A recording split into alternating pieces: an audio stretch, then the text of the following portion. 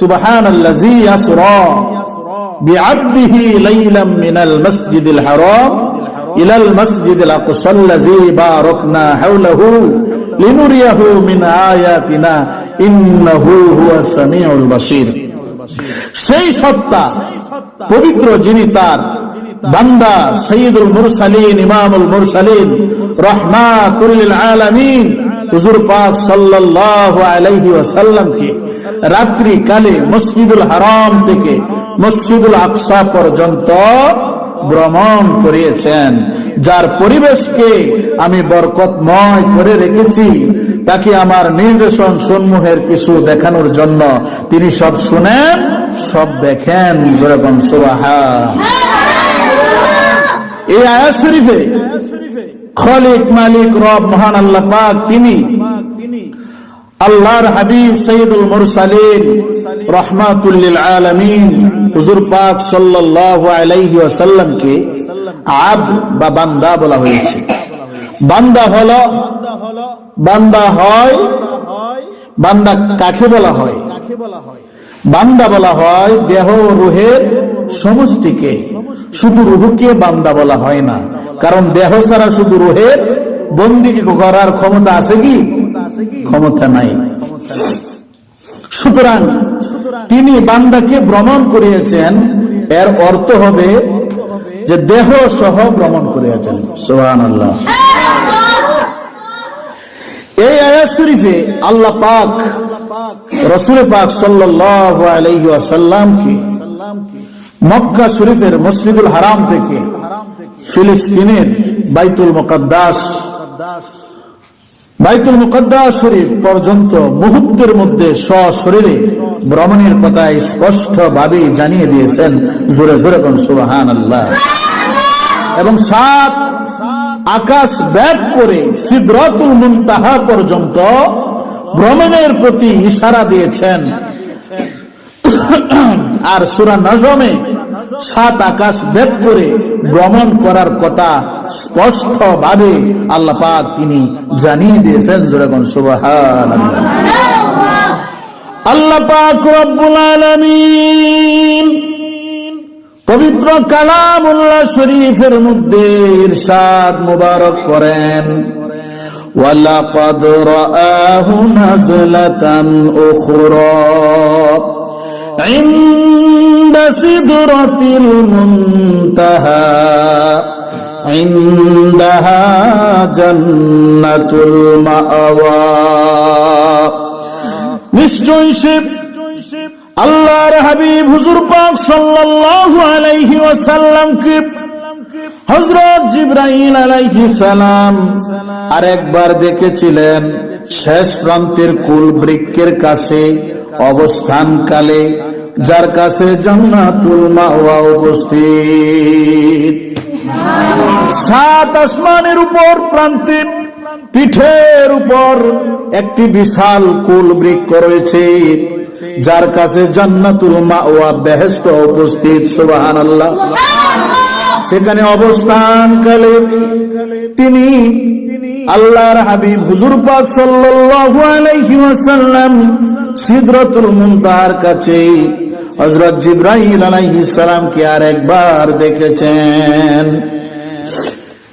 আকাশের গঠন প্রণালী, এখন আকাশের গঠন প্রণালী কি রূপ সেটা বুঝতে পারলে অবশ্যই স্বীকার করতে হবে যে তিনি সশরীরে আকাশগুলি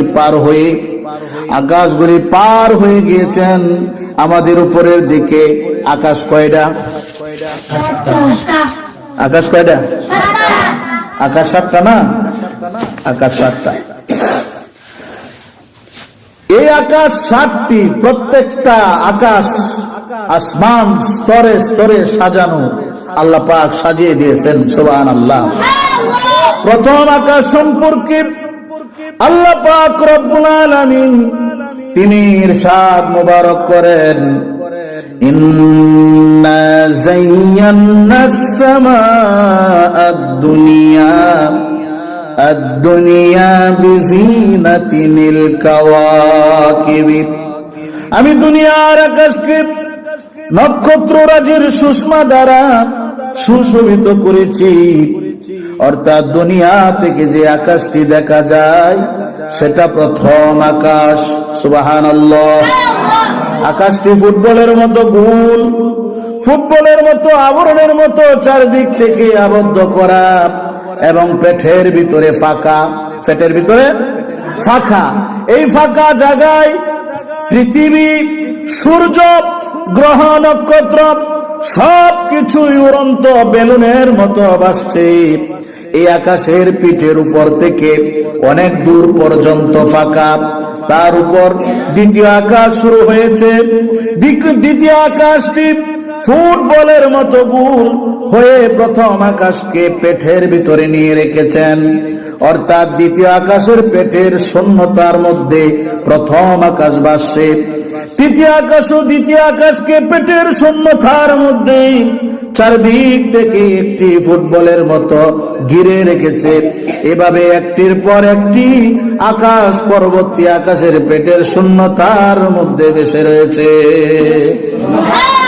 7টি আকাশ এমন ভাবে সাজানো আছে, একটি আকাশ থেকে আরেকটি আকাশের দূরত্ব যে কতখানি, এর প্রত্যেকটি আকাশ যে কতখানি, আল্লাহ পাক ছাড়া এটা আর কেউ জানে না। নবী ছাড়া, আল্লাহ পাক ছাড়া আর কেউ জানে না। পঞ্চম আকাশের পিঠের উপর কি কি রয়েছে তার বর্ণনা পাওয়া যায় ওনার। তার মধ্যে একটি হলো বাইতুল মামুর। বাইতুল মামুর এটা দুনিয়ার যে কাবাগর আছে, আমাদের কিবলা কাবা, এই কাবাগরের সোজাসুজি একবারে উপরে। সুবহানাল্লাহ বলেন, আল্লাহু আকবার বলেন। এটা ফেরেশতাদের ইবাদতের ঘর, ফেরেশতাদের ইবাদতের ঘর। আরেকটি আছে বিশাল আকৃতির কুল বৃক্ষ, সেটা যে কত বড় বিশাল তার মাপ আল্লাহ পাক এবং ওনার হাবিব ছাড়া কেউ জানে না। এটাকে সিদরাতুল মুনতাহা বলা হয়, সিদরাতুল মুনতাহা বলা হয়, শেষ প্রান্তের কুল বৃক্ষ। তারপর ওইখানে আছে মুমিনদের জন্য সৃষ্টি করে রাখা জান্নাত। জোরে জোরে বলেন সুবহানাল্লাহ। প্রেমের আলাপ করেন নবী মেরাজে যাইয়া, আইরে প্রেমের আলাপ করেন নবী। উম্মতের কান্ডারি নবী, আমার নবী দয়াল নবী। উম্মতের কান্ডারি নবী, আমার নবী দয়াল নবী। দিনে রাইতে কান্দেন তিনি উম্মতের লাগিয়া। প্রেমের আলাপ করেন নবী, আইরে প্রেমের আলাপ করেন নবী। একা করে নিলেন তারে জিবরাইল আসিয়া, একা করে নিলেন তারে জিবরাইল আসিয়া। প্রেমের আলাপ করেন নবী মেরাজে যাইয়া, হায় হায় প্রেমের আলাপ করেন নবী মেরাজেতে নিলেন যারে অতি আপন বন্ধু করে। মেরাজেতে নিলেন যারে অতি আপন বন্ধু করে।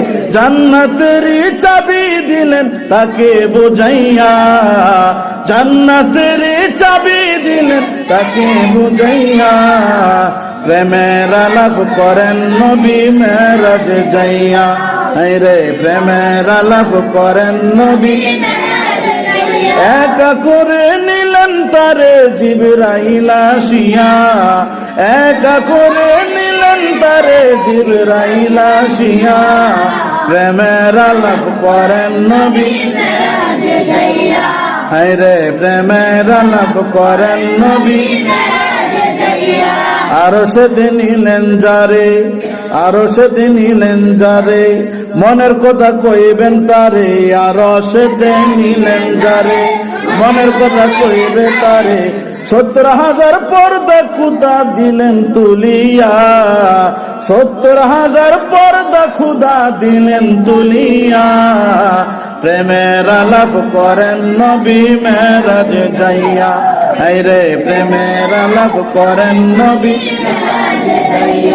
আল্লাহ বলেন বন্ধু আমার কিসের তো দুঃখ আপনার। আল্লাহ বলেন বন্ধু আমার কিসের তো দুঃখ আপনার। দয়ার সাগর আছে আমার দেখো না চাইয়া, দয়ার সাগর আছে আমার দেখো না চাইয়া। প্রেমের আলাপ করেন নবী ইয়া হায়রে প্রেমের আলাপ করেন নবী আল্লাহর হাবিব সাইয়্যিদুল মুরসালিন ইমামুল মুরসালিন রাহমাতুল লিল আলামিন হুজুর পাক সাল্লাল্লাহু আলাইহি ওয়াসাল্লাম কে যখন